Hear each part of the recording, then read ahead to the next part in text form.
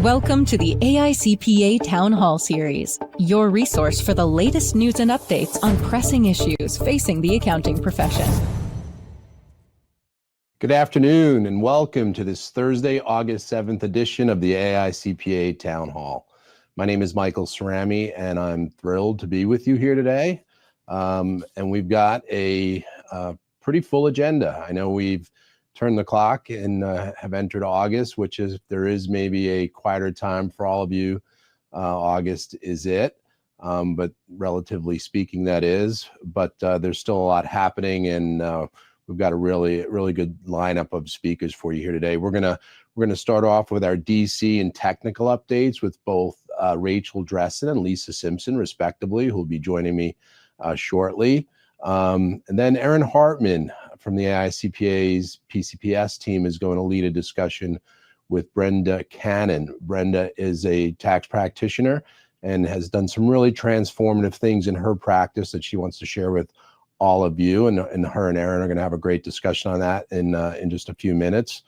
We have Steve Saw here from Robert Half. Steve leads the permanent placement team at Robert Half, and he's going to talk to us about hiring trends and talent in general across the accounting and finance landscape.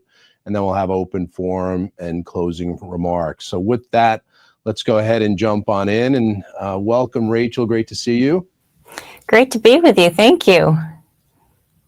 Well, Rachel, so I know Congress is in recess for the month of August. Maybe that's a good thing, and not due back until September 1.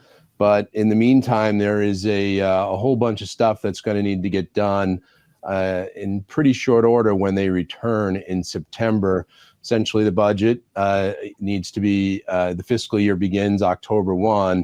And so there's a lot relative to appropriations. I think 12 appropriation bills that are going to need to get finalized really in, essentially 2 weeks of legislative time. So it's going to be a pretty quick September, but maybe you can kind of take us through where things stand at recess, and then maybe some of the top priorities when everybody's back. Yeah, so we are in the much awaited August recess. This is the longest period of time for members of Congress when they are not in DC. Typically, they go back to their homes in their states or in their districts for the entire month of August. So things get a little bit quieter here in DC. It's also when staff takes their vacations. But when you look at the calendar here, we look at it in a variety of different ways. We look at it, of course, from the perspective of the election cycle, the 2-year election cycle, where, that second year there are primaries and there's a general election in November. And then we look at it, as you mentioned, the fiscal year that starts October 1 of every year. And then we also look at it from the perspective of pre-August recess and then post-August recess until the end of the year in December, right before the holidays when they leave. It creates these unofficial, somewhat deadlines for things to get done, because it's when members really want to go home, either for the recess in August or for the holidays. And so if you look at what they have done this year so far that has brought us to the August recess, the biggest issue that they have been working on was, of course, budget reconciliation, which we've talked extensively on the town hall about budget reconciliation as it went through the process, and then what was in the bill that was ultimately signed by the president on July 4th. So I won't go into the details of budget reconciliation, but that was their key focus for the better part of this year. And then once the bill was signed into law, they quickly pivoted to government funding, because, as you mentioned, they won't have much time when they get back in September. And so they've been working on those 12 appropriation bills, trying to get them done. So far in the House has passed 2 of the 12 appropriations bills, and the Senate has passed 3 of the appropriations bills. And that doesn't sound like a lot, and it's not a lot, but to put this into perspective, this is the first time since 2018 that the Senate has passed any appropriation bills before the August recess. So that has been one of their focuses, is working on the government funding. And then the other one that the Senate has been working on is on presidential nominations. And I'll just talk about this really briefly because it may have an impact on the work that they try to get done in September when they return. So the president has around, 1,200 or so appointees that require Senate confirmation. The House does not vote on these nominees, only the Senate does. And what typically happens is they come to some sort of a deal, because if they tried to vote individually on all of these nominees, you can imagine how much time that would take on the very precious Senate floor time that they have.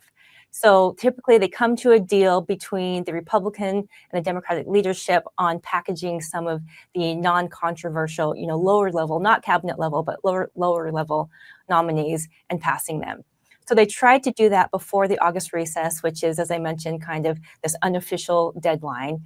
And they couldn't come to a deal on this. And so a little bit of perspective. So back in President Biden's first year in office, they had passed just over 40 of these through an expedited process of about 120 that were awaiting confirmation.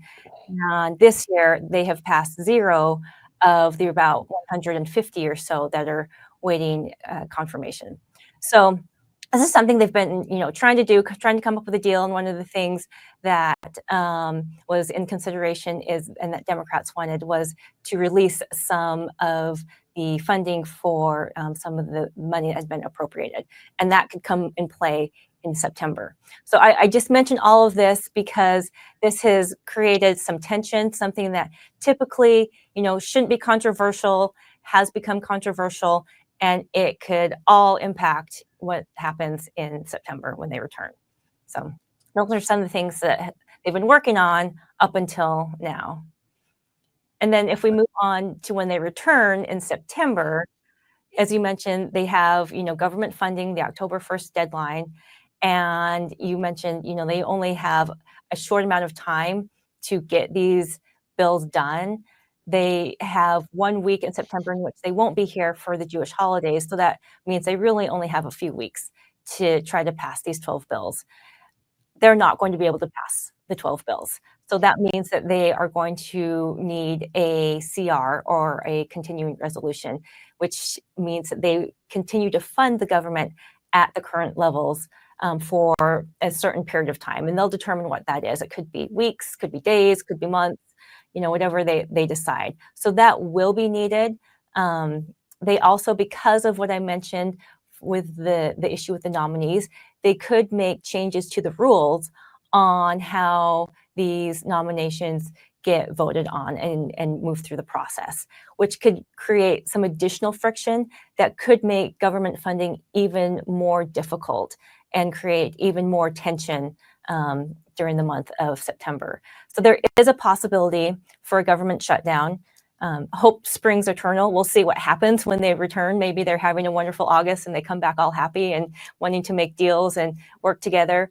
We will see, but there is still the potential of a government shutdown, which would impact, of course, all of the departments, the agencies, including the IRS, which, if that were to happen, it would mean that it could impact the October 15th filing deadline and other things. It's something that we're following very closely, and we will keep all of you updated as they come back and we have a better idea of how things are moving along.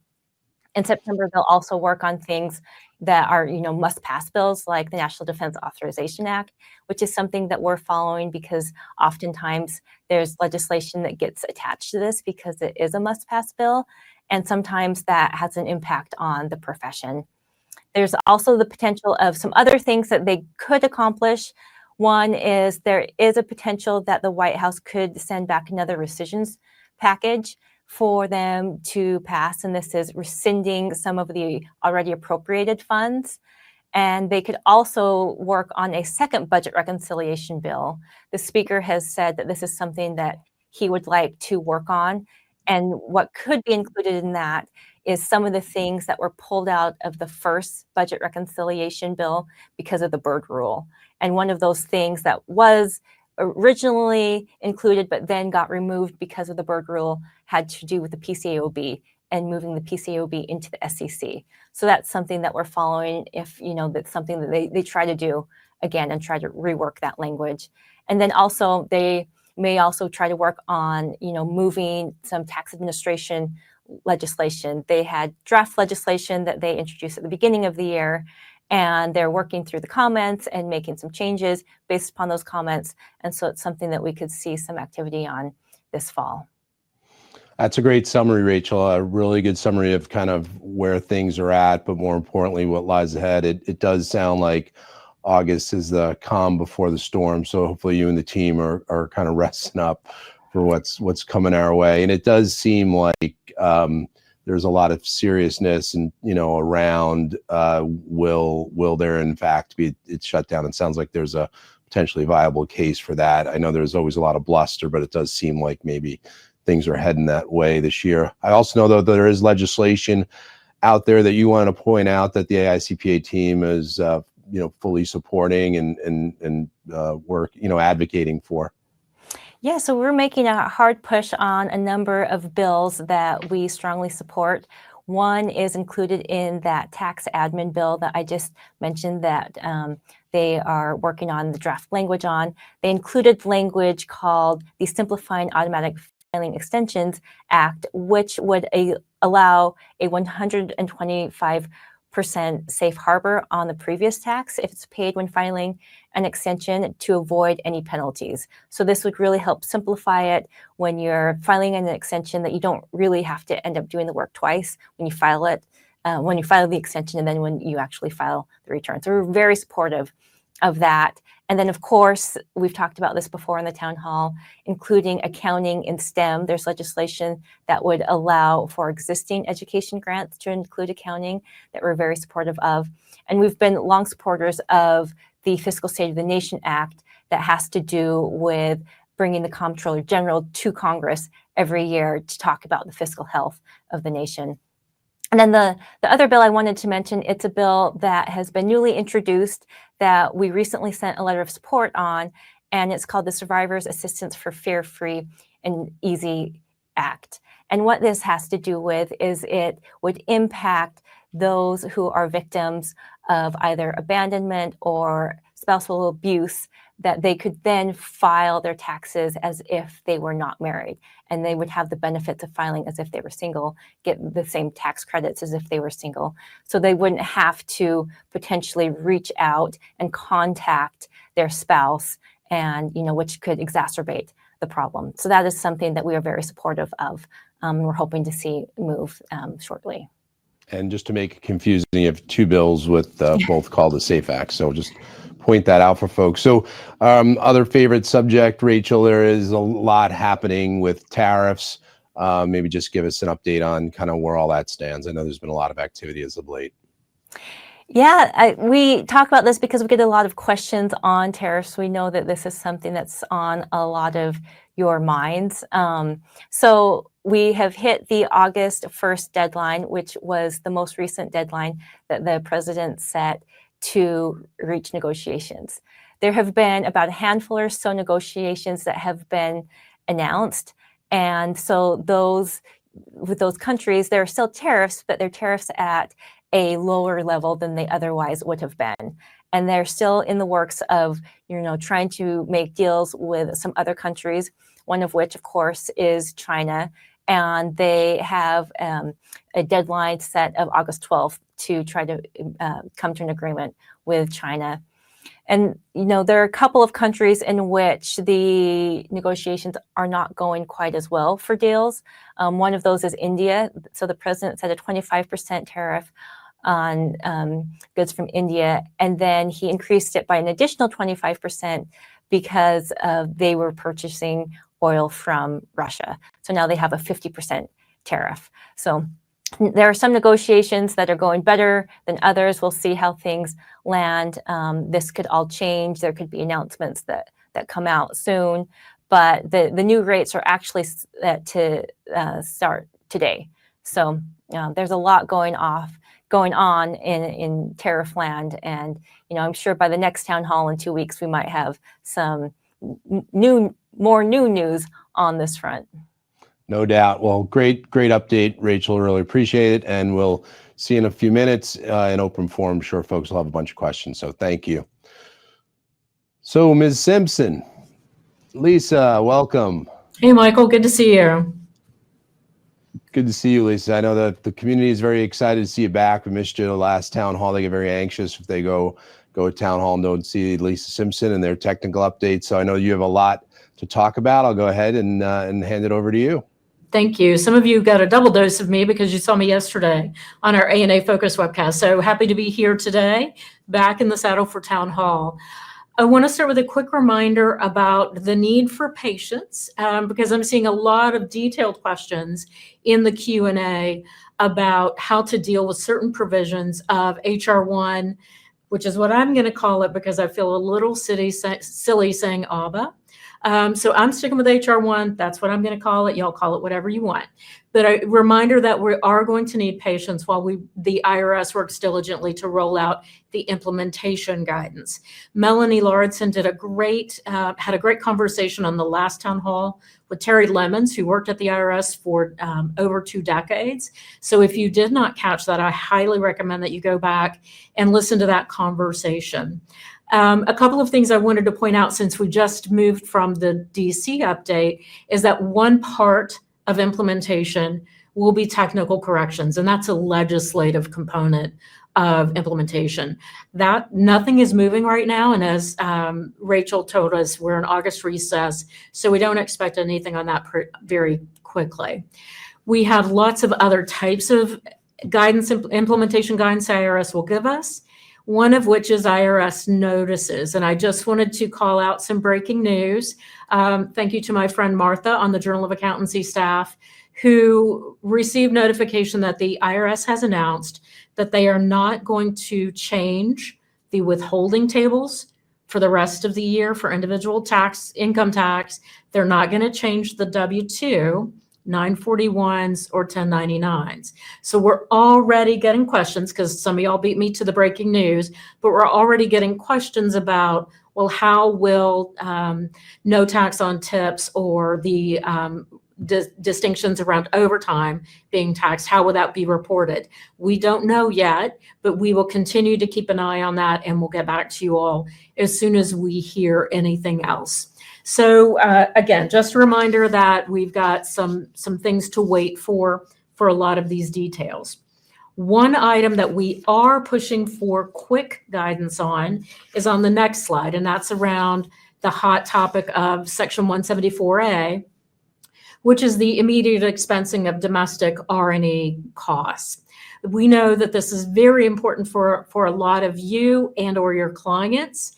And we have issued a comment letter to the IRS urging them to provide this guidance quickly for our small business employers who qualify for this, that want to go ahead and deduct these expenses on their 2024 return before it's extended, or that maybe has been extended. So they don't want to have to file an extended return, not deduct those costs, and then go back and file an amended return to be able to deduct those costs. So we're pushing for guidance on that very quickly.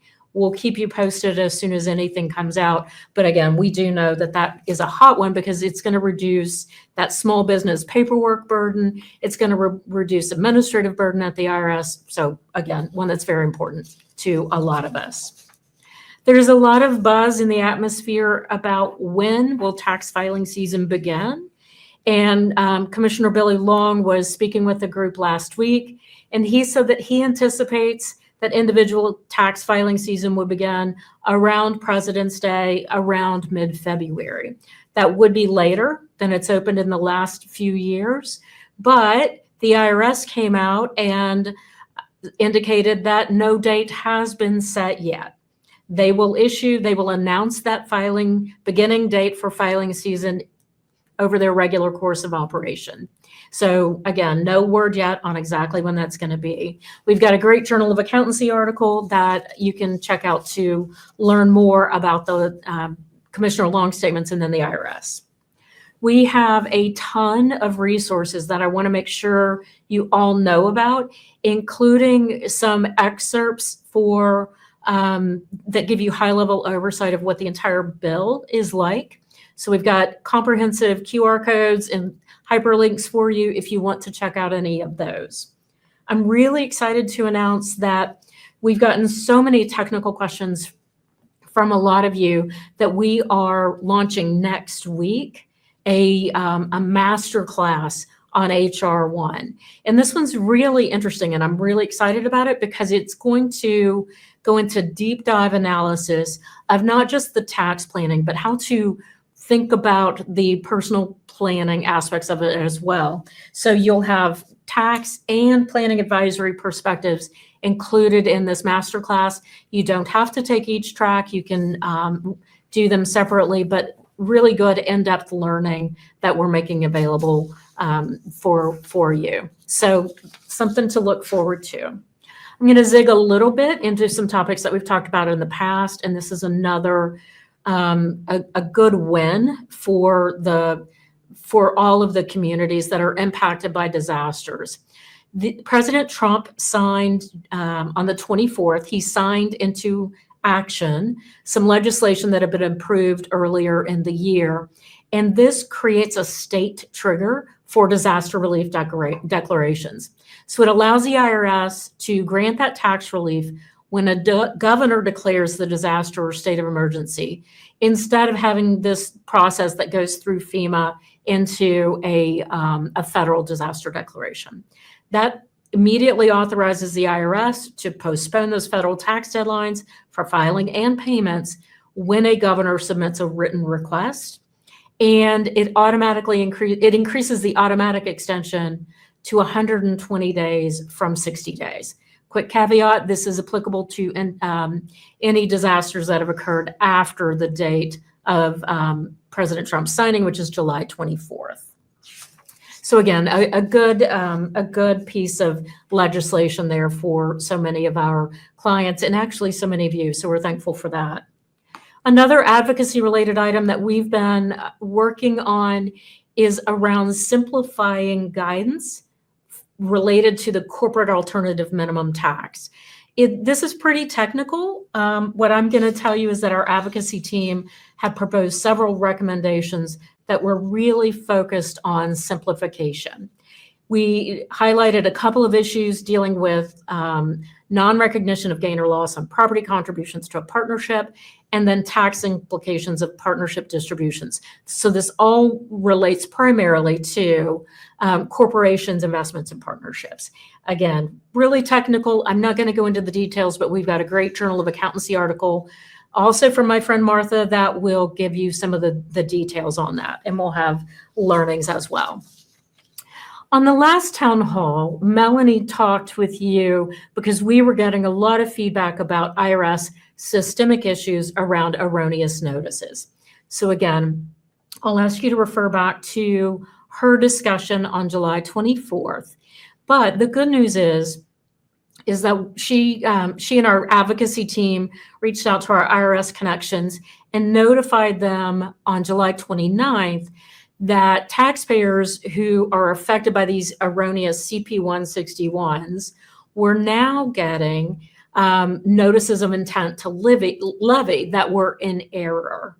So our contact has suggested that we try to, if you've got one of these issues, try to connect to a service center advisor and reference that SERP alert that we have in the previous column there for you.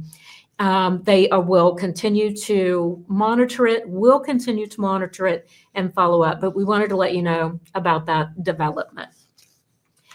Quick reminder that the IRS is continuing to stress the importance of the professional obligation that tax pros have to protect their client data. Talked about it last town hall, but since then, the IRS has released a notice on July 29th with, again, these very stern reminders. So we've got AICPA resources available for you. We also have an initiative through Right Networks that allows CPAs who might need additional help creating their security protection programs to get some assistance from Right Networks. So you'll see the link there in case you want to follow up with them as well. Now I'm going to zig a little bit, and we're going to talk about accounting standards and auditing standards. So this one is one that I'm going to give a little bit of bragging to our Technical Issues Committee. I'm lucky enough to have worked with the Technical Issues Committee at a very high level for the last several years. They are an advocacy volunteer group within the AICPA's PCPS section that focuses on advocating for private company standards in terms of accounting and auditing and those types of issues. They work with a lot of standard setters. Through their work with the Private Company Council, which is part of FASB, they advocated for some expedients and reliefs around accounting for credit losses, what you would hear in the profession as CECL. This has been a big push for Technical Issues Committee for those of you in the profession who prepare either not-for-profit or private company financial statements, and you were looking for some relief. The FASB acted quickly because of the relationship that TIC and the PCC have developed over the past several years. They listened to the recommendations that we brought forward, and they moved very quickly to issue these relief measures. So you've got a great Journal of Accountancy article there. If you're a member of the Center for Plain English Accounting, you've got a report on that. So make sure you check that out. And then another accounting related topic that I wanted to bring to your attention is that there is an exposure draft out from our Auditing Standards Board here within the AICPA around fraud. They have issued an exposure draft and are looking for your comments. This is really important. It's a very important topic, and your voice matters. So make sure that you check out that exposure draft and get your comments in by October 3rd. It does not have to be an incredibly formal comment letter. Just provide your feedback and how you believe that this will impact your private company audits. And with that, Michael, I will turn it back over to you. Hey, thanks, Lisa. That was a great update. Well, while I have you though, Lisa, a couple of folks have just asked, I thought it was a good suggestion, a good time, that I'm not sure that everyone is aware of the ANA webcasts that take place simultaneously. And since you called out a couple of assurance related topics, maybe just give a quick shout out to that so people are aware. Absolutely. ANA Focus is once a month, and it's a very fast-paced event like this. It is free for AICPA members. It does include CPE, and you should be able to find that on our AICPA website, and we can simply include a link in the Town Hall newsletter that we'll send out next week as well. Thank you. Great. Thanks, Lisa. We'll see you in just a couple of minutes, and let's go ahead and bring in Erin and Brenda. Hey, Erin, how are you? Hi, good. Happy to be here. Good, and welcome, Brenda. So I'm going to go ahead and you guys have some really good tips you're going to pass along to our listeners. So I'll go ahead and turn over to you, Erin. Okay, great. Yes, I think we've addressed several things that will probably make tax season a little more difficult coming up. So we're going to spend a few minutes talking about how to plan a better season and hopefully make it a little easier for you. So we're happy to have Brenda Cannon with us today. Brenda has been in public accounting for over 20 years.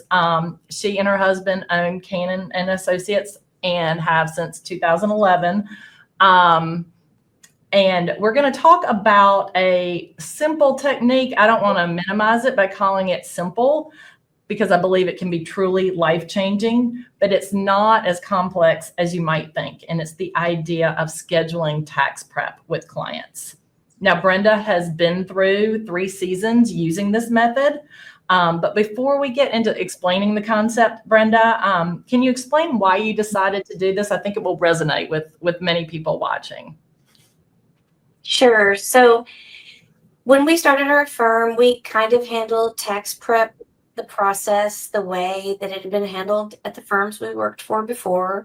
We told our clients to drop off their tax documents whenever they had it ready. And we had a deadline for our clients of March 15th. If you want your tax return completed by March 15th, by April 15th, get it tested by March 15th.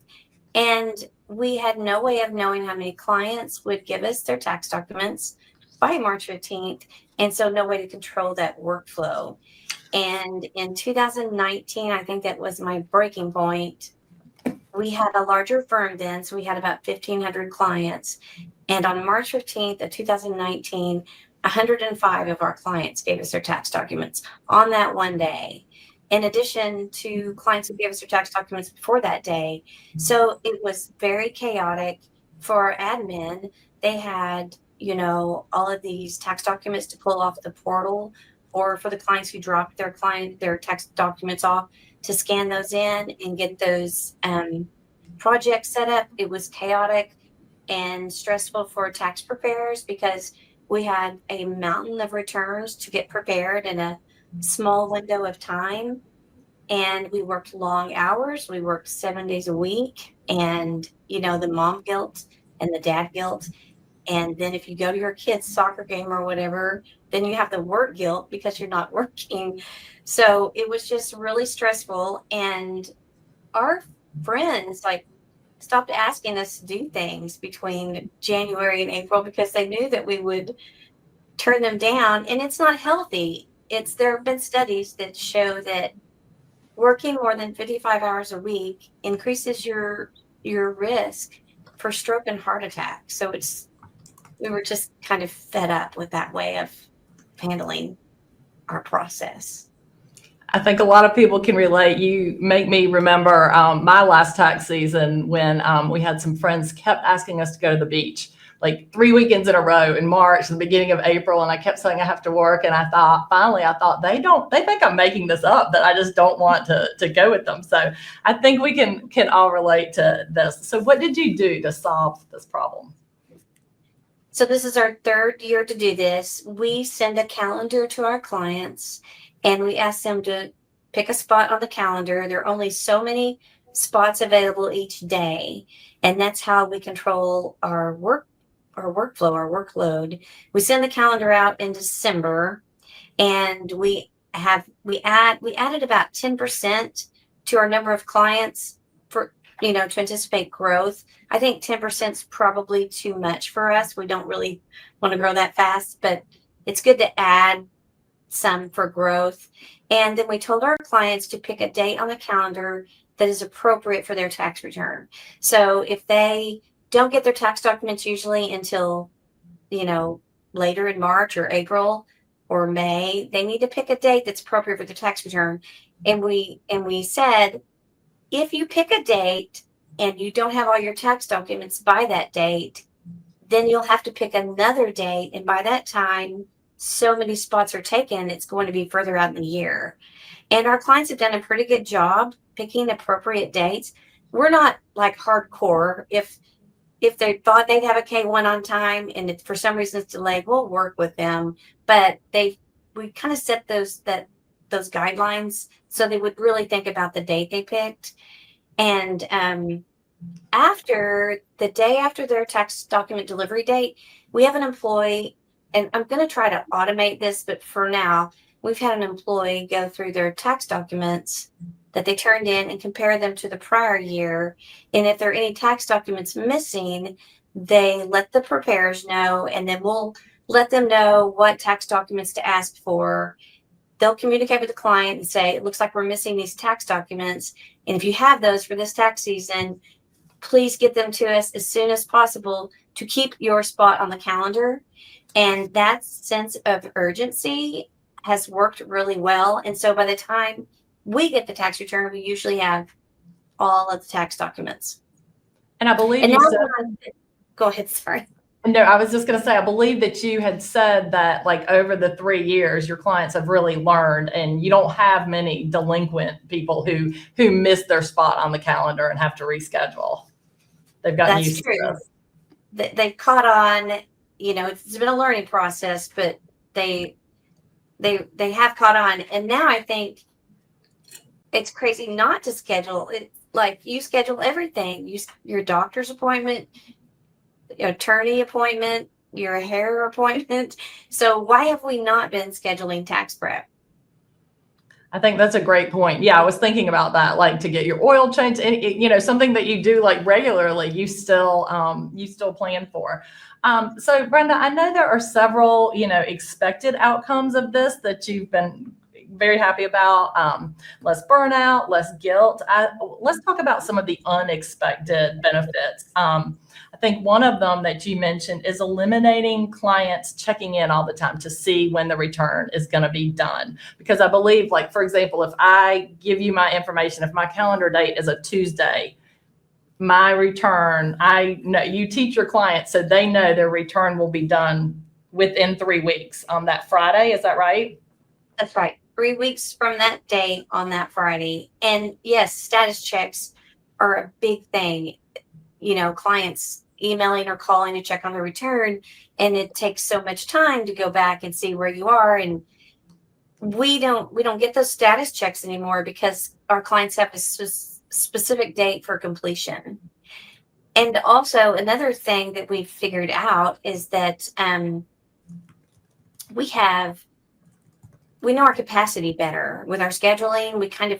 Before we used to just take new clients, and we didn't know if we had capacity. Now with the calendar process, we feel like we have a better idea of what our capacity is. Right. You know whether or not you can grow or not before you just did all the work, regardless of how many hours it took. And also the cash flow, you're able to more spread your cash flow evenly throughout the year under this method, which I assume, is a benefit as well. I'm sure there has been a learning curve for your clients and some pushback. If you want to talk a little bit about the pushback that you've received and how you've dealt with that. Sure. Yes. We had a number of clients who were frustrated. I mean, they've been spoiled. I think most clients in our industry have been spoiled as far as this goes. They were used to bringing their stuff in by March 15th, and so many clients are phobic about extensions. We've had to communicate a lot and educate our clients about extensions and, teach them that extensions are okay. You do not have an audit risk. And if they're concerned about owing taxes, they need to let us do a tax projection. Communication is so important. And, it's a learning curve. But our clients have gotten better every year. We did have a handful of clients that didn't like it. They voiced that to us and they left us. And that's fine. It makes room for better clients.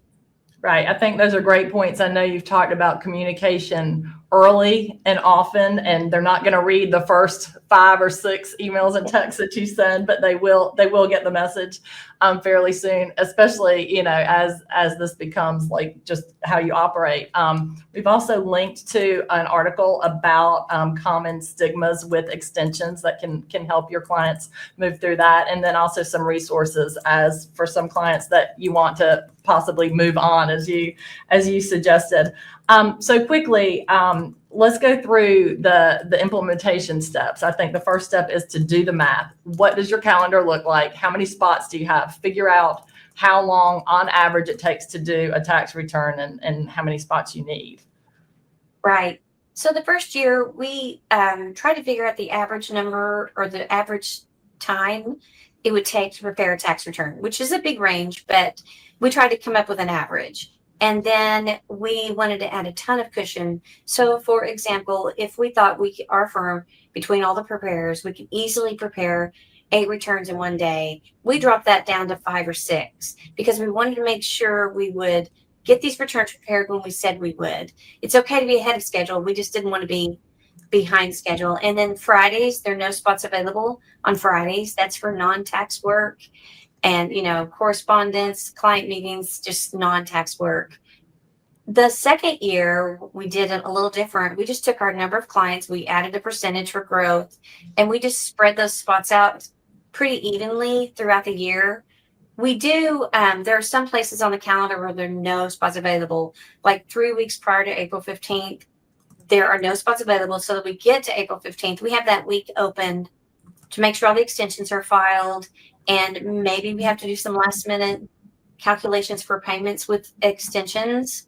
But the second and third year, we kind of spread it out evenly because I want to work like a normal person normal hours, and so, and the calendar, like the clients have caught on, and now they're like setting the reminders on their phones. And one of my clients said that he's going to get 2 spots on the calendar so he could sell one on Ticketmaster.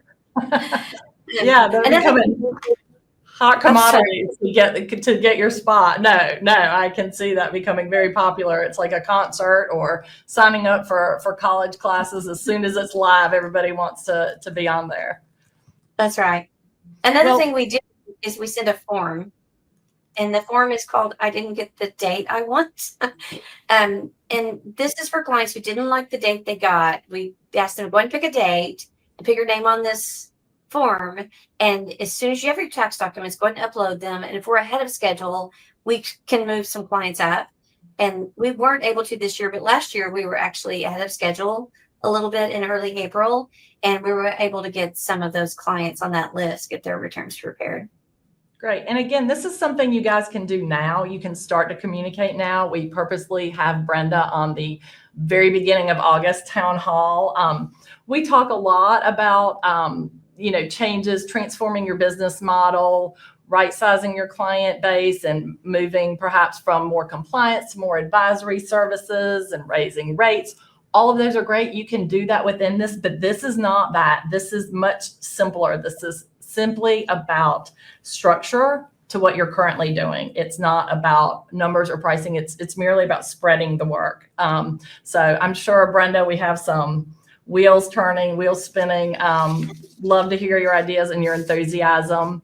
And again, the next slide shows a podcast that we just did with Brenda where she talks about this, normalizing a better busy season, and some other great things that she's doing within her firm as well. So thank you, Brenda. We appreciate it. Thank you. Brenda, Aaron, that was great. There's a lot of gratitude and appreciation for that segment. Lots of great insight. There's a ton of questions, Brenda. So we're going to try to move quickly so we can be back for open forum and maybe pose some of those to you and Aaron. And I'll just want to point out for everyone too, just to finish that off, is that PCPS has some great tools and resources for folks to use. This references right-sizing your client-based toolkit, how to do that effectively, and then a whole series on business model transformation, a webcast series. So please do circle back and check both of those out. There's some really good content there for you. And then lastly, Brenda was a finalist for our 2024 Digital CPA Innovative Practitioner Award, specifically for implementing the process she just took us through. And the nominations are open until tomorrow. So if you know an innovative practitioner doing some really neat things, please go ahead and submit an application to the URL here. We'd love to hear about it and feature them.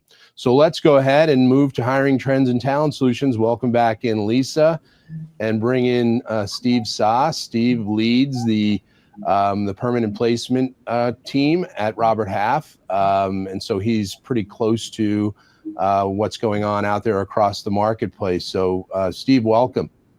Yeah, thanks for having me on, Michael. Hi, Lisa. It's always great to be on with this group. And I thought that the last section with Aaron and Brenda was fantastic, as it ties directly into staffing levels and kind of the impact that it has on capacity and potential burnout, as they mentioned. Yeah, it's a great point, Steve. Great point. We're going to get into some of that here. I think there's just a lot of discussion in general about jobs and job placements. Hearing a lot of noise, frankly, a lot of different perspectives on it. But let's focus in more on accounting and finance. And what are you specifically hearing that hiring managers are facing today? Sure. Well, I guess it's hard to kind of ignore the news from late last week around the change at the BLS and the debate as to whether the labor numbers are accurate or not. But I think if we look at it maybe from a little bit of a different perspective, meaning instead of looking at the number of jobs that were added, look at it from how much hiring actually takes place. It's very clear that no matter how you calculate it, there are literally millions of people getting hired throughout the US every single month. And so while the unemployment rate does in fact hover just above 4%, when you start talking about narrowing that pool down and think about individuals with college degrees that are 25 and over, it drops to about 2.5%. Narrow that pool down even further to this audience of individuals in professional roles such as accounting, add in advanced degrees, certifications such as the CPA, and the effective unemployment rate in most markets around the country, if you're an accountant, is probably between 1% and 2%. My point is that, like, no matter how you look at it, there is no doubt that there remains a significant demand for accounting professionals. Has it cooled from the peaks of 2021? Yes. But again, accounting professionals are still very, very much in demand. And we really see that day in and day out when companies are trying to identify, successfully hire, onboard, and maybe in my mind, most importantly, retain top talent. And Steve, Michael, I would add go that ahead. that's what I see when I'm talking, or that's what I hear when I'm talking with firm leaders. What I'm hearing is that, at the largest firms, they feel like they might be adequately staffed. But when you get into firms below the top 100 or so, they really are still looking for talent, both at the experienced and new higher level. So, Steve, I agree. As a Great point, general Lisa. example, to your point, Lisa, like in many cases, when we're representing someone that's looking for a new role, be it they were actively looking or maybe passively, they are oftentimes receiving multiple offers through us in addition to what they may be getting on their own. And then once they've decided to accept an offer and they go in to resign, they're often getting counteroffered as well. So no matter how it plays out, the end result is one organization is landing or potentially retaining a person while the others have to continue or start a new search. So to me, the net of it all is that it's still very, very tough right now to find and retain top talent. And Steve, your comments extend to the industry side as well. I mean, you're talking accounting and finance professionals, both in public accounting as well in industry, correct? Absolutely. Absolutely. Great.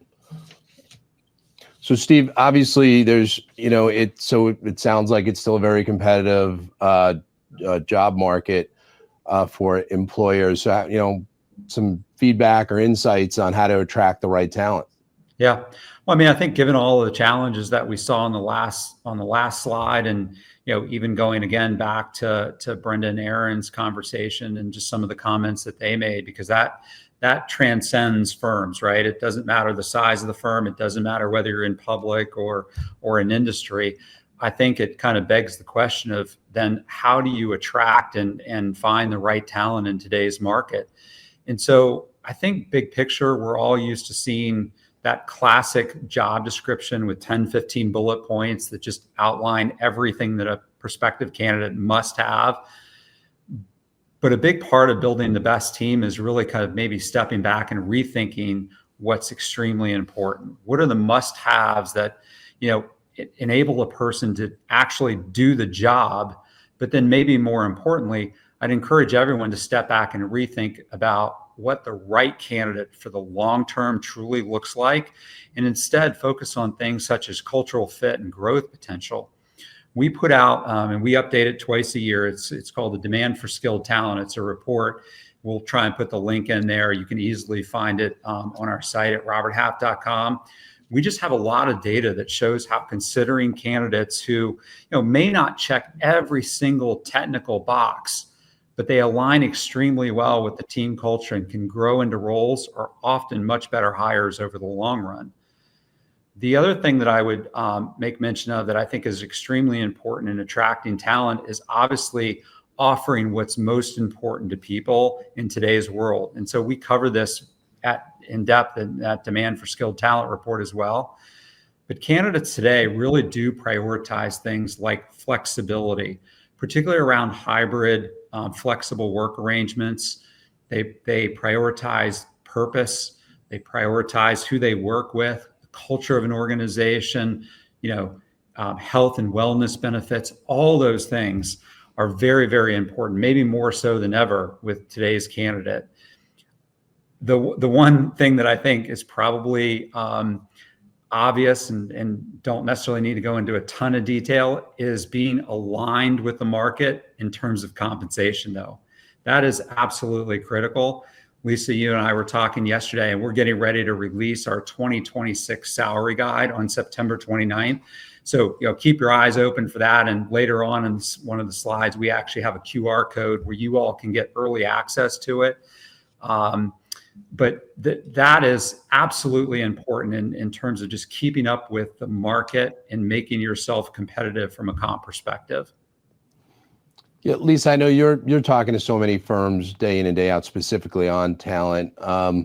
And I know compensation is something near and dear, but just maybe some anecdotal points that maybe, further Steve's points.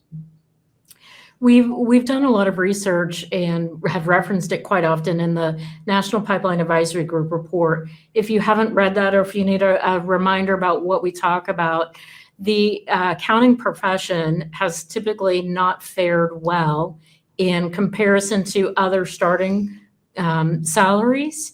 So we saw a lot of growth in those starting salaries during the pandemic and over the past few years, but we're still lagging behind a lot of the other career opportunities that graduates have. And that transfers out a few more years. So it doesn't go throughout the entire career span, but it's those early, 0 to 5 year people that are trying to make rent so they can get out of their parents' basement, pay their college debt and those kinds of things. And they have other career opportunities outside of accounting that they can look at. So we can't take our eye off the ball when it comes to competitive compensation structures. Lisa, maybe just a few quick data points to supplement what you just said. So big picture for all accounting and finance roles across the board, right? Doesn't matter whether we're talking public or in industry. We're generally projecting year over year average salary increases to be just a hair above 2%. One area that does stand out is payroll, and we kind of project that closer to 3%.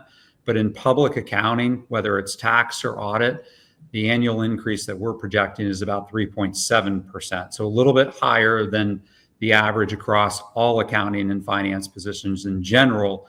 But still, to your point, I think keeping up with the market is really, really critical, and it becomes a huge retention component as well. And then the last thing that I just mentioned about how to attract the right talent is potentially thinking about the use of contract professionals and how they can quickly fill gaps, reduce pressure on your core team when and where needed. And so that staffing model just provides organizations with a tremendous amount of flexibility. In a survey that we recently conducted, about 2/3 of all the hiring managers that responded indicated that they plan to increase their use of contract staff this year. And so that helps to reduce the pressure and the burnout risks that are often associated during busy season. And Steve and Lisa, there's probably no greater priority than figuring out smart strategies to retain and keep the talent you already have. So maybe talk a little bit about that. Well, maybe just for the sake of time, I would just say from a big picture perspective, I think it's critical that you just step back and be intellectually honest with yourself about your organization and what steps you're proactively taking. And that to me is the key, being proactive about taking steps to address retention strategies so that your team actually sees a long-term career path and a future at the organization versus it just being one of many jobs and maybe a stepping stone to the next opportunity. So for example, think about what type of recognition programs do you actually have in place? Are there individuals that do a phenomenal job with providing recognition, and how can you replicate what they're doing at scale across the board? How do you approach training and development? Do you have a mentorship program in place? Do you proactively look to upskill or reskill people? And so I think all of those risks that we talked about earlier that are associated with burnout, think about how do you evaluate workload distribution. Again, that could be something as simple as using contractors when and where needed to help support your team, but then thinking big picture about the overall culture. And if you generally do or don't support work-life balance, well-being, taking time off, all those things that we mentioned earlier that are really important to people when deciding where they want to make their careers. So to me, all these little things kind of add up to reducing stress and the risks associated with burnout and ultimately lead to increased retention rates. And those are great points, Steve. And Lisa, we'll get back to the resource in a second, but so much of this is kind of packaged into the work that you and your team are doing around business model transformation, but also this concept of being the employer of choice. So maybe talk about, tie those both in, because I think they're very critical elements to the whole talent point. They really are. And Steve is my new BFF, because I think we're singing from the same hymnal. It's a lot about protecting and developing and supporting the people that are working for you and creating their success, which promotes the culture within your firm, which leads to success for the owners of the firm, and again, makes the profession more attractive as a whole. Steve outlined a lot of great points, and on our next slide, we've kind of summarized based on conversations with a lot of emerging professionals, what are you looking for? What would make me be an employer of choice? And Steve hit on so many of these. We could spend an hour going through just this one slide, but Steve, thank you, because I think that you're hitting a lot of some of the systemic issues in the profession that we're really actively working to overcome through innovative strategies like Brenda and Erin were talking about. So it's all a continuum, and we're going to keep working at it. And I did just want to back up and focus again on the resources that Steve and Lisa referenced. I mean, the salary guide people, wait around for each year. That will be released on September 29th. So there's a QR code and a link in the deck for you. And then the demand for skilled talent report, which comes out twice a year. And then Robert Half, they've been a great partner around talent in general. And so there's a lot of great resources on their page on the website that you can find that kind of speaks to this. So that was a great discussion, and let's go ahead and bring in the rest of our panel. We do have time for a question or two, but you all did a great job today. And just a couple of quick questions. I guess I'm going to come to you first, Lisa. There was just two quick questions. One was on the master class that you referenced. A lot of excitement around that, but if those dates don't work, what's the alternatives for folks? Let's follow up on that in the newsletter, but I'm sure that they'll be offering additional viewings of that. Yeah. Great. And Lisa or Rachel, any more information on the paper check, the e-payment deadline? Is that if that's going to move, or if that's staying put? The electronic payments for the fall on the tax side. I haven't heard, Lisa. You might have more information on that. We're continuing to advocate for consideration of that hard rule that they've put in place. So our advocacy team is continuing to dig in and push for more flexibility on that. Thanks, Lisa. And two quick questions for you, Brenda. People really love the presentation. One, if you have a calendaring tool that you use that you'd recommend, people are asking for some insight there. You can go ahead and throw that out. And then I'll give you the second one real quick. It can answer both. Just maybe comment on just if you're adding people during the tax season, how they kind of fit into this process. So, so I'm so glad you asked. We have partnered with a software developer, and there's new software coming out this month. It'll probably be the last week of August. It's specifically for this. It's called Schedule Ease. The website is scheduleease.net. There's only one E between schedule and ease. And you can download your client contact information, set up the calendar, contact your clients through that. You can track who's picked a date and who hasn't picked a date. There are ways to do it with like Calendly and an API, but we found kinks with that. So we've been using Schedule Ease. We've been a tester, and it's working great. And the other question, new clients, that's why we add a ton of cushion so that we, have capacity to take on a new client. At our firm, we're actually pretty picky about new clients now. But the great thing about this is, in the past, we would be so slammed with work, we couldn't even think about bringing on a new client. Well, now we have the cushion. So if a great client comes our way, we can work them in with our schedule. Wonderful. Thank you, Brenda, Steve, Rachel, and Aaron. Great content today. Really appreciate it. So Lisa, pretty big happening here with the Engage 365 community. There is big stuff, big news, but I'll just ask everyone to download the slides and look through the resources that we have here at the end, because we're out of time and there's so much more great stuff to talk about. Michael, do you want to tease our guest for the next town hall? I do. I'm going to give you the honors, actually, the August 21st town hall. Lisa? We've got Danny Werfel, our former IRS commissioner, who's going to be joining Melanie to talk about and give his insights into what could be going on in terms of modernization of the IRS technology systems and how AI could come into play. So I think that's going to be another fascinating conversation, and we look forward to seeing you all on August 21st. Yeah, it will be great to get maybe a little bit of a look inside the tent there of just how the systems have been modernized. So great job today, Lisa. Thank you for joining us. Here's the rest of the town hall dates for the end of the year. And thank you to everybody. Talk to you in a couple of weeks. Thank you for your participation. You can also subscribe to the AICPA Town Hall series on your favorite podcast platform, as well as watch archives on YouTube and find resources at cpa.com/townhall. Tune in for live broadcasts Thursdays at 3 p.m. Eastern Time.